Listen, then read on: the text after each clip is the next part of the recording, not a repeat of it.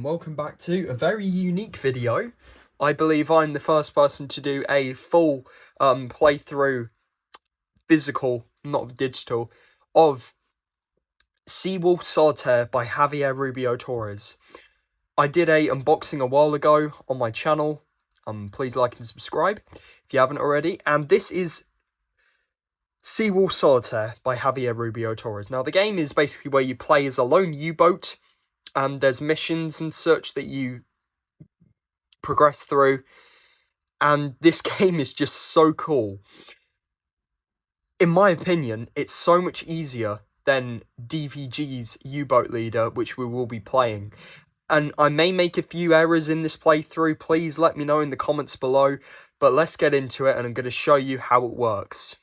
Okay, so the setup. To play, you need 2d6. You can use as many dice as you want, but for this purpose, I'm going to be using 2d6. We have our nice dice tower. We have my notepad to log down my kills. And then we've got the ships. We've got the rule book here. Oh, yeah, by the way, this is our patrol. We're beginning with Mission 1, Inaugural Patrol, November 1939. This is when U-boats were starting to scourge the, convoys. This is where we're going to be placing our kills. And we have torpedoes. We have 12 or 11 G7As. Our depth is surfaced. We have 4 units of deck gun ammo. You can only fire 1 per turn. This is our U-boat. We're a Type 7A, U-33 or U-33. And we've got different damage things. So let's hope nothing gets damaged. We have our battery. We go below 25, we're dead. And we have our fuel. And this is the day and night track, and E1 and E2 represent events. The main core of the game is the map, and we begin in Wilmshaven, and we've got to get to Oban, the RAF base, or we can just sink 1 ship. On this, we've got the encounter map. Hopefully we encounter some ships along the way. We have our counters and stuff, and I think that is the premise of the game. So let's get into gameplay. So to begin the game, we are going to move our U-boat. And I'm going to quickly turn this page so you can see all of the beautiful charts. Excuse the rumbling noise. I live in the UK and there's lots of typhoons out today. Probably practicing. Pretty cool actually, because it gives off the emphasis of enemy aircraft. So, I'm going to move surfaced. I move 2, so I move 1, 2. The next thing I will do is I will do a sighting. And how you do a sighting is you roll 2d6 and we're going to look at our sighting table. We're in a blue area, so let's hope we get some good things. We got 5, 6, 7, 8, 9, 10, 11. We got an 11, and an 11 is blue, no sighting. So we're safe. So because we're safe, we don't really need to do anything, but we do need to keep track of fuel. Because we've moved to, it's still daytime, we need to move our fuel up. So that means we can only move 1 or 2, and fuel is really important in the game. Now we're going to continue moving. I'm going to move in the yellow zone, so we're going to move 1, 2. So we're now in AN49. Now, same as usual, we're going to roll. We're in a yellow zone now, and we rolled a 7. A 7 in a yellow zone. Oh, lucky. Still no contacts. Okay. So because I moved, I believe it was 1 space, was it? Or was it 2? Hang on. So, 1, 2, 1, 2. Yeah, so I just moved 1. So now, it's nighttime. And because it's nighttime, I'm going to stay on the surface. I'm going to preserve my battery for as long as possible. So, I then move 1. And we roll on the sighting table. 8. Now, an 8 in a red zone would be a ship, but we're in a yellow zone, so we're still safe. Okay. Still staying surfaced. I'm now going to move 2 spaces. 1, 2. This would mean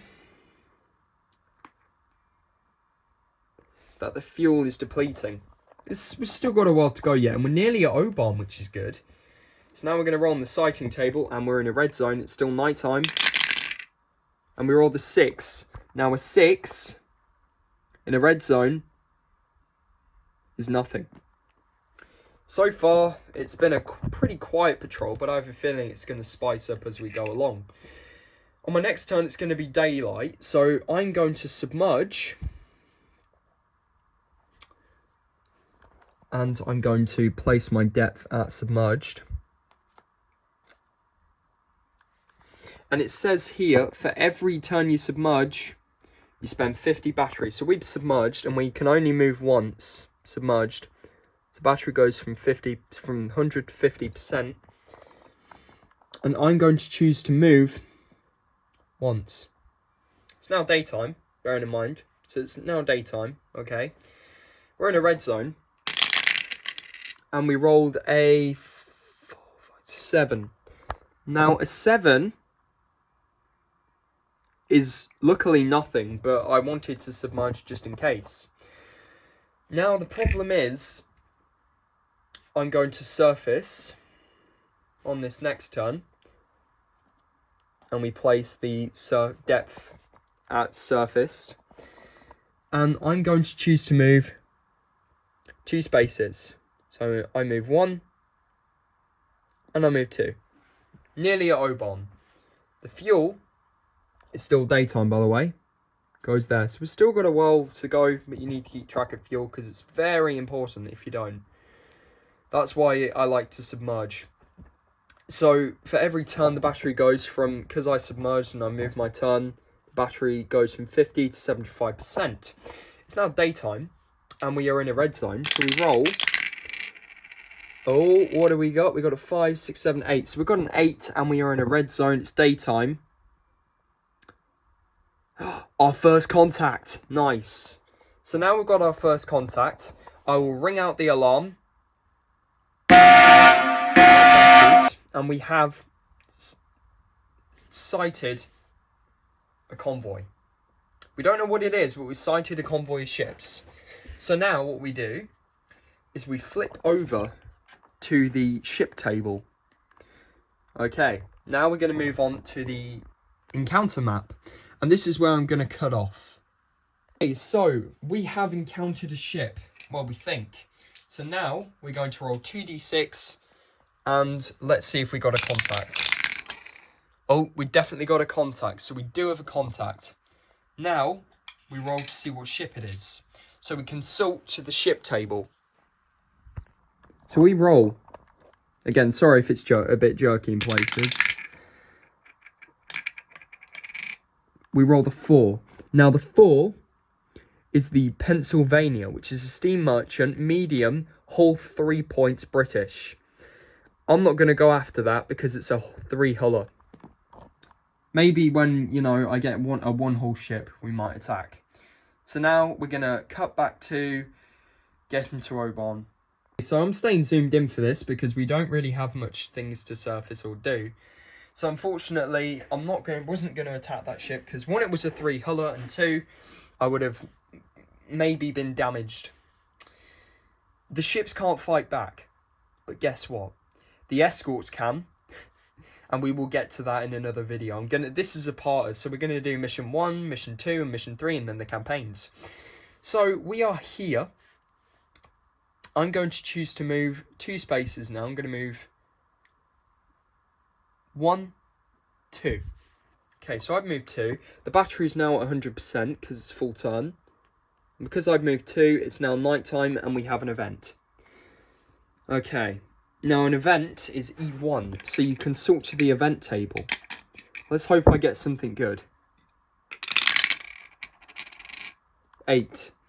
So an 8, diesel malfunction. Roll a die. On a 1 or a 3, the engine is repaired. On a 4 or a 6, it remains malfunctioning. Oh, God. Alright, we rolled the 2 on a 1 or a 3. So a 2 means the engine is not damaged. We encountered issues, but, you know, it was probably just a fluke. So now, it's nighttime, and I'm not going to surface. Instead, I'm going to move straight into the port of Oban, spending 1 fuel. So I'm going to move my fuel here. So, we successfully infiltrate Oban. Okay. So I'm going to roll dice and see if I sight anything. And we still need to roll on the sighting table as well. I forgot to do that. Roll the 3. And we are in a red zone, aircraft. But aircraft can't attack at night. So we consult to the event table. So let's do it. We roll the 4. You can attempt to repair now at cost 1 fuel. Luckily, we're not damaged, so we don't need to do that.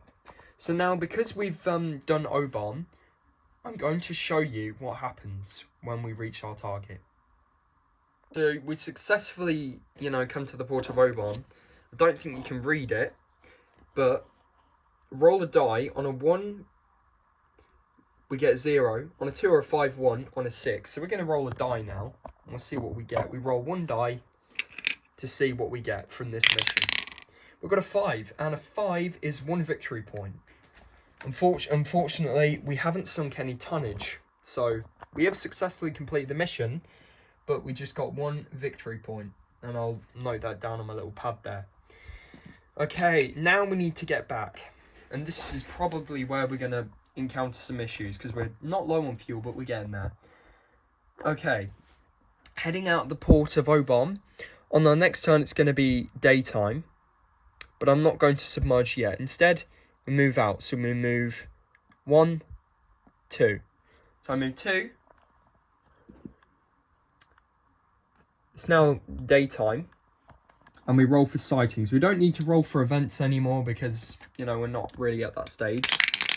So we roll a 6, 7, 8, 9, 10. We roll the 10, and we're in a red zone, and we've got a ship. Nice. So we've got a ship, so now we're going to see if it's a positive contact. So on a 2, or 3, or 4, it's a false contact, so let's hope. It's a 3, false contact. God, I need to sink a ship, otherwise management is not going to be happy. Not management, command. Admiral Donitz is going to force feed us donuts. Get it? Donuts? Yeah, cool. So it's daytime. Unfortunately, haven't sighted anything. So now I'm going to submerge. I don't spend a fuel for this. By the way, submerging is a good, use. And we are going to reduce our battery from 100% to 50. There we go. And place our depth at submerged. Okay. I move 1. I decide to move 1 space, submerged. Bearing in mind that it's still daytime. 6, 7, 8. And we sighted a ship submerged. Right, now let's see if it's positive contact. Yes, it is. So we have definitely sighted a ship. We sighted a ship, and it's positive contact. So let's consult to the ship table. 5. So roll the 5. And a 5. Oh, it's big. But the tonnage is really good, so we're going to go after it. So to keep track of, what it is, I'm going to get this marker here. And it's a 5. So it's the Anekajode motor tanker Big 4 Huller. So now what we're going to do is I'm going to cut again, and we are going to get into contact. I've detected the 4 Huller. Anekajonsdas, whatever it's called. So when you attack, we position our U-boat, and we can position it any way we like, as long as it's within the reference arc. So I'm going to position my U-boat there, and that's that 1 turn done. And as you can see, the reference arc is where your U-boat's pointing. So in this turn, the reference arc is this way. So it's this whole area here, not the blue area, because that's out. So we rolled a die before, and we got 5 distance. So I've moved. I can advance if I want to, which I will do. So I advance 1, but the ship doesn't move closer because, that's not how the thing works. Now it's the ship movement, and the ship just moves 1. Okay, So now it's my go again, and I choose to stay where I am, but it's daytime, mind you, and I'm going to submerge, so that's one turn done, and I advance one. Advancing one, the ship moves forward. We are submerged, and we are sighted at a distance of 2, detected at a distance of 1. We are sighted at a distance of 2, submerged, detected at a distance of 1. So the ship did sight us submerging, but they haven't detected us yet, so they don't know we're coming, which is good. So now the ship, move forward. The ship then moves out of range. I choose to move. I can still use my reference arc, so I'm staying where I am, but I move my U-boat closer, and I surface. And now the ship has detected me. I then fire my deck gun, and when you fire your deck gun, you can only fire at a distance of 1. So now we're going to fire our deck gun. So we use 1 bit of deck gun ammo. Bang. We then consult to the attack table, the hit table, and we roll 2d6, and we roll the 10, and a 10 for deck gun would be 2 damage. So we have managed to hit the 4-huller twice. 2 more hits and she's dead, and I think I'm going to go for another deck gun attack. So now the ship is heavily damaged, obviously detected us. We are going to quickly turn it around because the ship has detected us. Now we have deposited deck gun ammo. We only have 3 units left. The ship's detected us, so now we need to roll a die, and on a 1, 2, or a 3, it's a left turn. A 5 or a 6 is a right turn, I think. Oh, left turn, sorry, no. So, still staying where it is. It doesn't move out of the reference arc. They just keep moving. So, he's trying to definitely get back to base. He's still in the reference arc, mind you, so I'm going to surface. I'm not going to, turn my U-boat. Instead, I'm going to advance, which means he moves closer. But I can't attack him yet, so he keeps moving. He's heavily damaged. Still within the reference arc. I move 1. I'm still there. So now I'm going to fire my deck gun again. So I fire another unit of deck gun ammo. You can only fire deck gun submerged, by the way. And we roll 6, 7. And we got a 7, which is 1 damage from the deck gun. 1 more hit and he's dead. So, really successful mission so far. We might be able to get the biggest ship. And unfortunately, he's going to move 1. So he's nearly out of range. So I'm going to advance 1. So he's still in the reference arc. Move once. And he's still in the reference arc.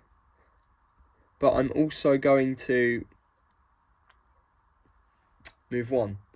And unfortunately, he moves out of range. He escaped. What a bummer. We lost him.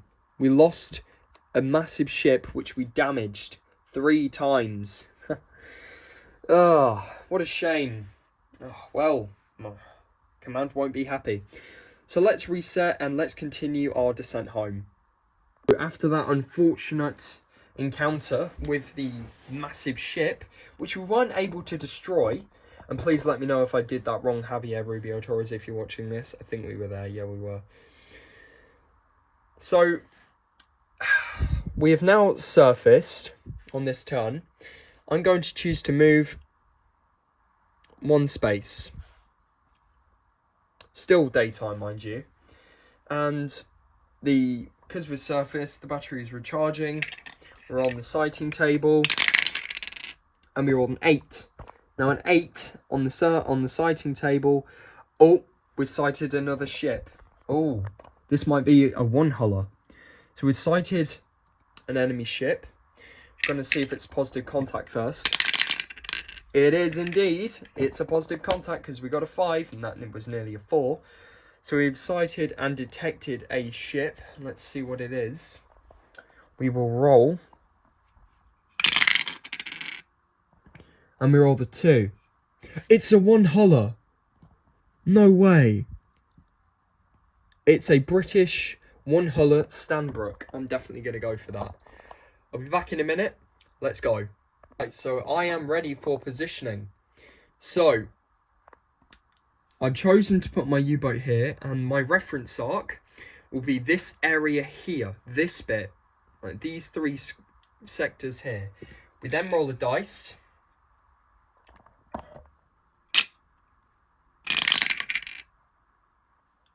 And we got an 8. And my gosh, he's far. He is near the reference arc, but he's sort of not. So, I've chosen to move. I don't want to be detected, because once they're detected you know, and it's daytime, so I submerge. That's one of my turns done. I then, so you position your U-boat, I then advance, submerged. He moves closer. Now, because it's daytime, we are detected when submerged at a distance of 1. We are sighted at a distance of 2. So he sighted us submerging, and I'm going to place that there. And oh, by the way, for the turn, my next turn, the battery has recharged from 75. Forgot to do that. You don't reduce your battery on when you're encountering ships. You don't do that, I don't think. Okay, so now he has not detected us. So he's going to move in his regular route, which is this way. So, staying submerged, I choose to move, staying submerged, because I'm still in the reference arc, I choose to advance 1. I'm going to now fire torpedoes. Now I can fire 3 torpedoes a turn. So I'm going to fire 2 torpedoes. Eins. Zwei. And I fired my torpedoes, and yes, I spoke German. 1, 2, 1, 2. And we are going to go to the torpedo damage table, because torpedoes are much more deadlier. And we rolled a 6, 7, 8, 9, 10, 11. And we rolled an 11 on the damage table. Torpedoes, 2 damage. Bang! Ships destroyed. But we lost 2 torpedoes, but that was enough to kill it. So now, I can safely say I got a kill. So now, let's jot down the ship we destroyed, which was the Stanbrook. And 383 tons. Not a big ship, I know, but it's still quite a big victory. So I'm going to cut back, and we're going to see what we're going to do. Coming back from that massive victory, we destroyed the one-huller. We're going to put him there. These can go. And by the next turn, the battery will be 100%. Okay. So, our fuel is starting to run a bit dry. We've still got quite a bit to go yet. We need to get home. So, I'm going to choose to move 2 spaces. So, I go 1, and I go 2. It's now night time. And I forgot to change my depth. We're surfaced. And we can stay surfaced at night time because we're safer at night. Depends on the weather. Die roll modifiers as well, which we'll get into in later things. So we roll for sightings, and we roll the 4, 5, 6. And no zone. We're in a red zone, but no sighting. Okay. On the next turn, we are going to be in daylight, so I'm going to stay surfaced. And then this is probably where it's going to bite me in the arse. So I'm going to move 1, and I'm going to move 2. So because I move 2, I move 1, and then I move 2, and then I still have fuel left. So we have an event. So we roll for the event first, which is E1. 4, 5, 6, 7. And we consult the table. Hidden reef. We accidentally approach a shallow reef. We roll a die. On 1 or a 3, we navigate safely. Oh, God. That's not good. On a 4 or a 6, we run aground and take 1 damage. Oh, God. So, I believe our U-boat has taken its first bit of damage. Oh, not good. But still fine because, you know, we're nearly home, should I say. And unfortunately, it's not over yet because we have to roll our sightings, and we roll the 7. No sighting. And I'm very surprised we haven't encountered enemy aircraft yet. So on the next turn, I'm going to move 2, which means I've still got 1 fuel. So I'm going to move 1. I'm going to move 2. So now it's nighttime, automatically nighttime. And we roll for sightings again. And we roll the 2. And a yellow aircraft, but nighttime, so the aircraft can't attack us. On the next turn, it's going to be daytime, so I'm going to submerge. Battery goes from 700 to 50%. We submerge, and I choose to move, oh gosh, 1 space close to port. Okay.